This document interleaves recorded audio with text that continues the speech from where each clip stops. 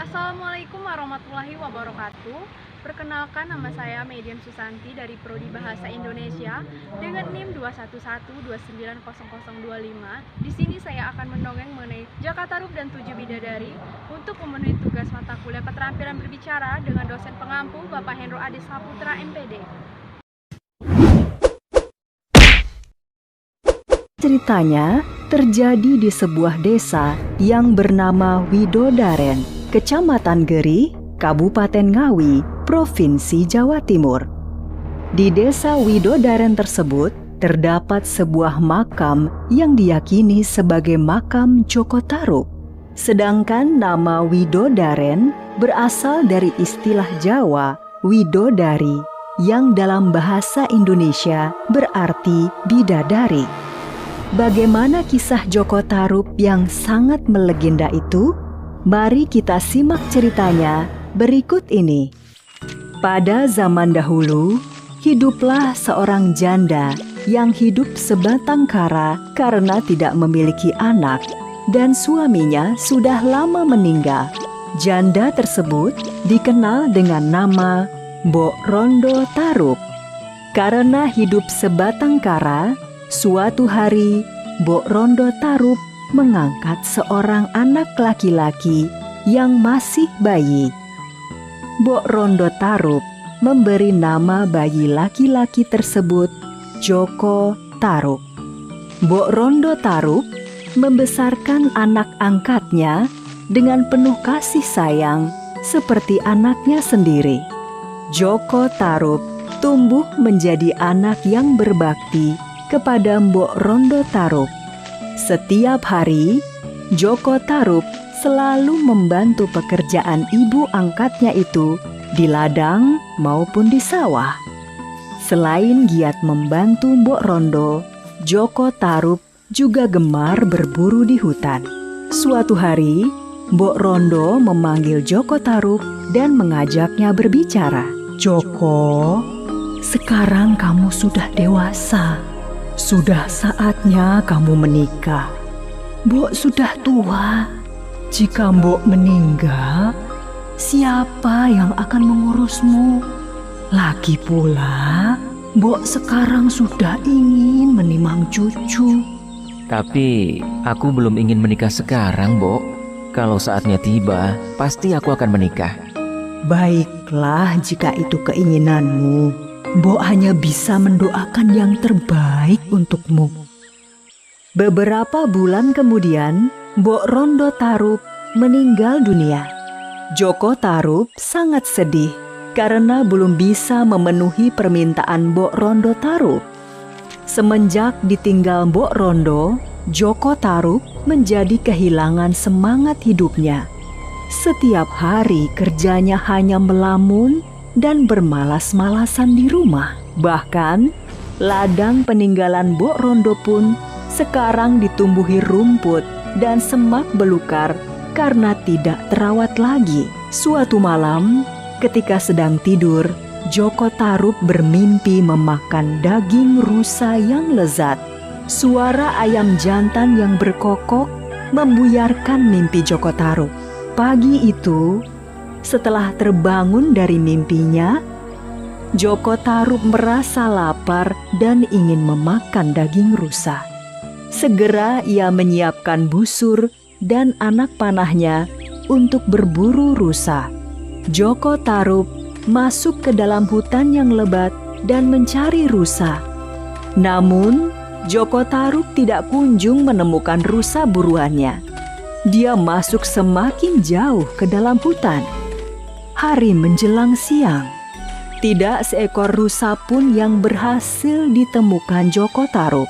Dia kelelahan dan beristirahat di bawah sebuah pohon. Karena lelah dan lapar, Joko Tarub pun tertidur dengan pulas. Ketika sedang tertidur pulas, tanpa disadarinya, 7 bidadari turun dari kayangan ke sebuah telaga yang tidak jauh dari tempat Joko Tarub tertidur. Ternyata, para bidadari tersebut turun dari kayangan untuk mandi di telaga tersebut. Tiba-tiba, ada angin kencang yang datang. Angin kencang tersebut menerbangkan sebuah selendang milik bidadari. Para bidadari yang sedang asyik mandi tidak menyadarinya. Angin membawa terbang sebuah selendang bidadari dan jatuh di dekat Joko Tarub yang sedang tidur. Sore hari, ketika matahari hampir tenggelam, para bidadari pun kembali ke kayangan. Dengan menggunakan selendangnya, mereka terbang ke kayangan. Ketika hendak kembali terbang ke kayangan, seorang bidadari kebingungan mencari selendangnya. Kemana selendangku? Sementara itu, Joko Tarub bangun dari tidurnya dan terkejut melihat ada selendang di dekatnya. Wah, selendang siapa ini? Bagus sekali. Seumur-umur baru kali ini aku melihat ada selendang seindah ini. Ketika sedang mengagumi selendang yang ada di depannya, Joko Tarub tiba-tiba mendengar suara perempuan menangis. Dia segera memasukkan selendang itu ke balik bajunya dan mencari asal suara tersebut. Joko Tarub menemukan asal-muasal suara tangisan tersebut. Dia melihat seorang perempuan yang sangat cantik sedang menangis di pinggir telaga. Kamu siapa? Kenapa berada di tengah hutan seperti ini? Apakah kamu ini jin atau lelembut penghuni hutan ini? Namaku Nawang Wulan. Aku bukan jin atau lelembut. Aku adalah bidadari yang turun dari kayangan. Selendangku hilang sehingga aku tidak bisa terbang kembali ke kayangan. Apakah kamu melihat selendangku? Joko Tarub ternyata bertemu seorang bidadari yang sangat cantik jelita. Joko Tarub merasa jodohnya telah tiba. Nawang Wulan, namaku Joko Tarub. Aku tinggal di desa yang tidak jauh dari sini. Sebentar lagi hari gelap. Lebih baik kamu ikut bersamaku. Banyak binatang buas berkeliaran ketika malam hari di hutan ini. Nawang Wulan pun mengikuti Joko Tarub ke desanya.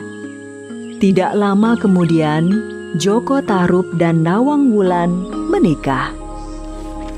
Beberapa waktu kemudian, Joko Tarub dan Nawang Wulan dikaruniai seorang anak perempuan. Anak perempuan tersebut diberi nama Nawangsi. Selama hidup dengan Nawang Wulan, Joko Tarub merasa heran karena lumbung padinya selalu penuh. Padahal, setiap hari Nawang Wulan menanak sebakul nasi dari beras dari lumbung padi tersebut. Kang Mas Joko Tarub, aku sedang menanak nasi, tapi aku ada keperluan di sungai. Tolong jaga apinya, jangan sampai kekecilan atau kebesaran. Dan ingat, jangan membuka tutup kukusnya. Joko Tarub yang selama ini heran dengan lumbung padinya selalu penuh, mengabaikan pesan istrinya agar tidak membuka tutup kukusnya. Joko Tarub perlahan-lahan membuka tutup kukus dan terkejut melihat isinya. Jadi selama ini istriku hanya memasak sebutir beras. Pantas saja beras di lumbung padiku tidak berkurang. Tapi bagaimana mungkin sebutir beras bisa menghasilkan nasi yang sangat banyak? Tapi mungkin ini adalah kesaktian Nawang Wulan sebagai bidadari. Sementara itu, Nawang Wulan sudah kembali dari sungai. Dia segera menuju dapur dan Joko Tarub sudah tidak ada. Nawang Wulan pun membuka tutup kukusnya. Kang Mas Joko Tarub sudah melanggar perintahku. Mulai sekarang aku tidak bisa lagi memasak sebakul nasi hanya dengan sebutir beras.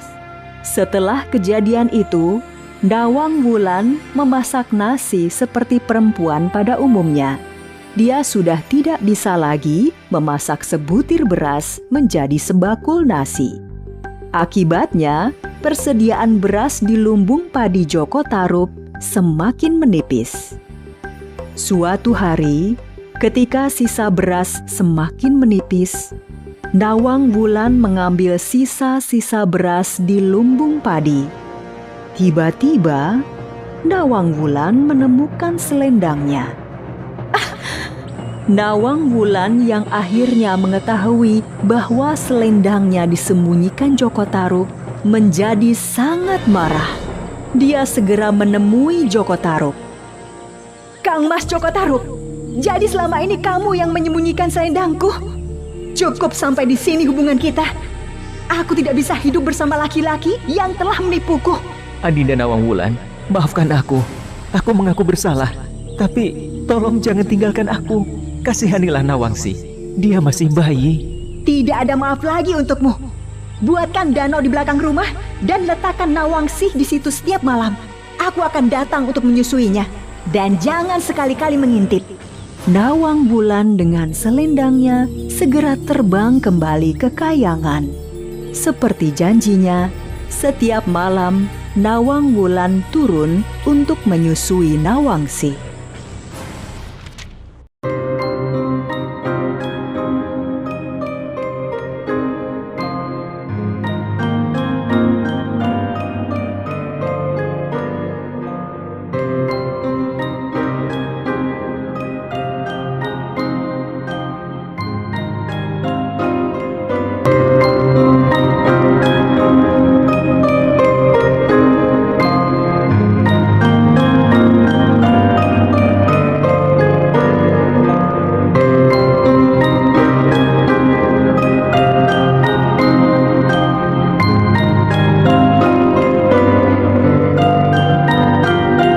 Bisa bermanfaat untuk kita semua.